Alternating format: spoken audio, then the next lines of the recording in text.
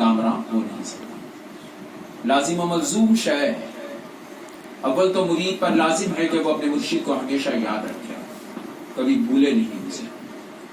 لیکن اللہ اگر کسی کو حضوری مولائی جیسا مرشد دے گا، مرید بھول ہی نہیں سکے گا۔ وہ چہرہ ہی ایسا، وہ صحبت ہی ایسی، وہ تڑپ ہی ایسی، وہ فکر ہی ایسی کہ جب کبھی کوئی ملتا تو یہ سمجھتا کہ شاید اسی کی فکر حضوری مولائی کو ہے۔ ہر آدمی ایسا محسوس کرتا کہ شاید حضوری مولائی سب سے زیادہ اسی کو چاہتے ہیں۔ یہ فیصلہ کرنا مشکل ہوتا تھا کہ حضوری مولائی کسے زیادہ چاہتے ہیں۔ ہر آدمی کے ساتھ وہی انسیت، وہی محبت اور وہی معاف کرنے کا جذبہ، نظر انداز کرنے کی وہ عادت، حضوری مولائی کا بار بار یاد کرنے کی وہ کیفیت کہ فون کر کر یاد کرنا۔ وہ بھی آج کے زمانے میں جہاں پر آدمی بھائی کو بھائی یاد نہیں کر پاتا۔ ایسے میں روزانہ فجر کے وقت فون کرتے بیٹھ جانا، ایک ایک مرید کو یاد دلانا نماز فجر کے لیے۔ یقیناً یہ وہ عادتیں ہیں حضوری مولائی کی چند، جس کی وجہ سے حضوری مولائی نہ صرف ہمیں بلکہ قیامت تک اگر یہ سلسلہ جاری رہے گا، انشاءاللہ جاری رہے گا، تب تک حضوری مولائی کی یاد اس سلسلے میں باقی رہے گی۔ اور ہر آنے والے رجال جو اس سلسلے میں آئیں گے، ان تمام کے لیے حضوری مولائی کا نقش قدم نشان منزل ہے کہ ہر آنے والے فرد کے لیے یہ پیغام ہوگا کہ مرشد وہ جو مرید کی اتنی فکر کرے۔ ہر آنے والے رجال کو اس سلسلے میں یہ پیغام اسے میسر آئے گا کہ وہ حضوری مولائی کے طرز پر اپنے مرید کا حق ادا کرے۔ اور یقیناً ان کے جیسا نہ ان کے زمانے میں کوئی تھا تو ان کے بعد بہت مشکل کہ کوئی رہے۔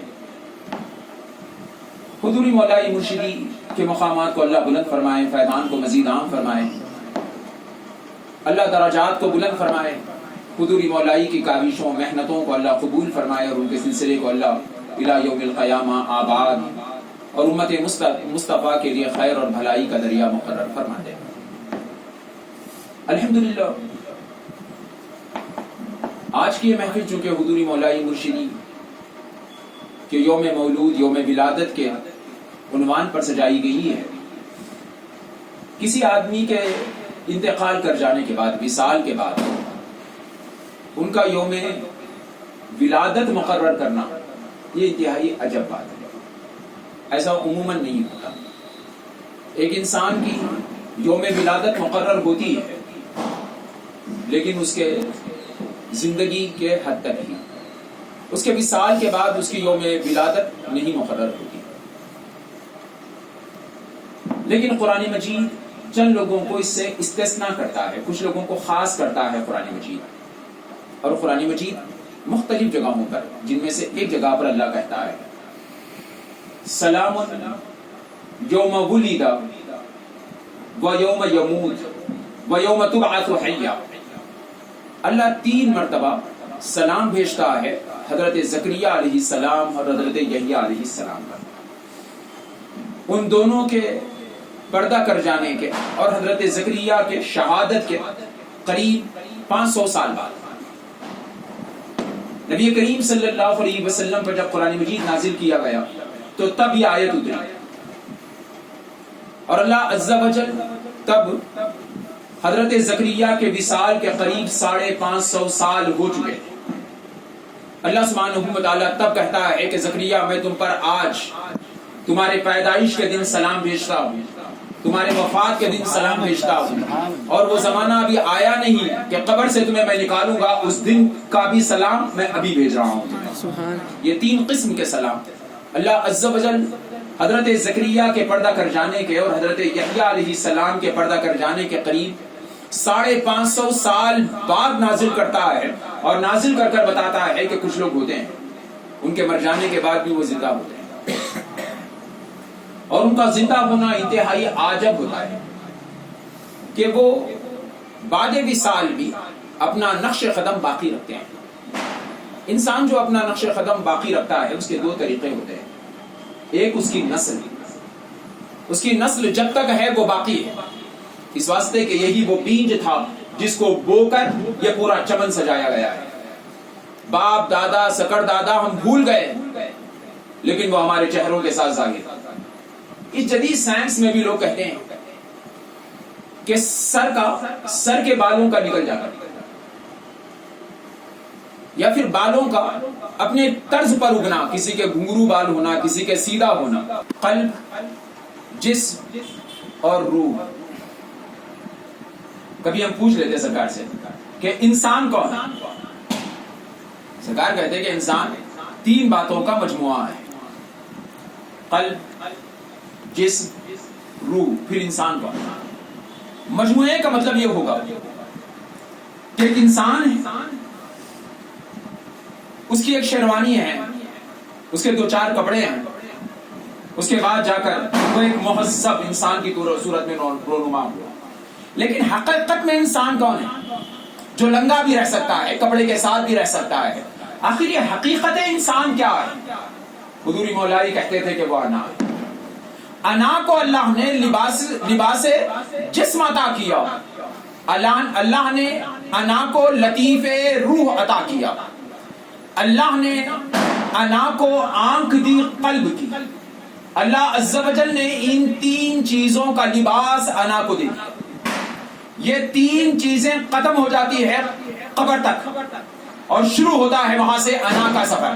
نہ وہ روح کا خالی سفر ہے، نہ وہ خالی جسم کا سفر ہے، نہ وہ خالی قلب کا سفر ہے، بلکہ انا کا سفر ہے۔ قبر میں سب سڑ گل جاتا ہے لیکن باوجود اس کے انا باقی رہتی ہے۔ قبریں بدلتی جاتی ہے، ایک قبر میں 10 لوگوں کو دفن کر دیتے ہیں، پھر بھی کہتے ہیں کہ نیک آدمی کی جنت ہے اور بد آدمی کی جہنم ہے۔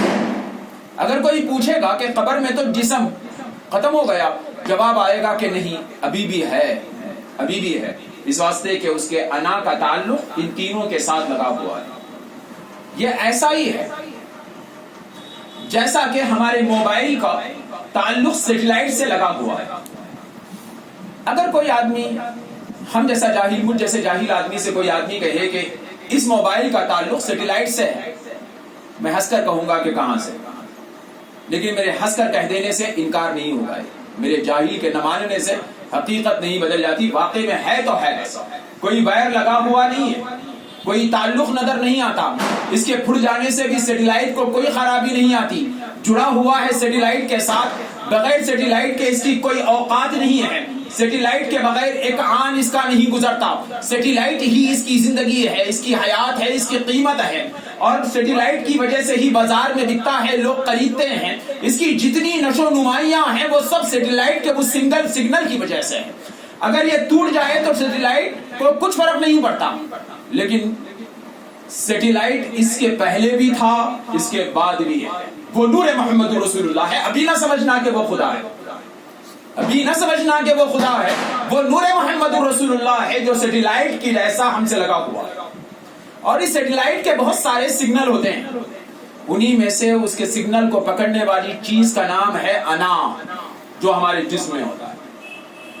کبھی کبھی ہمارے ذہن میں خیال آتا ہے، جیسے ابھی جب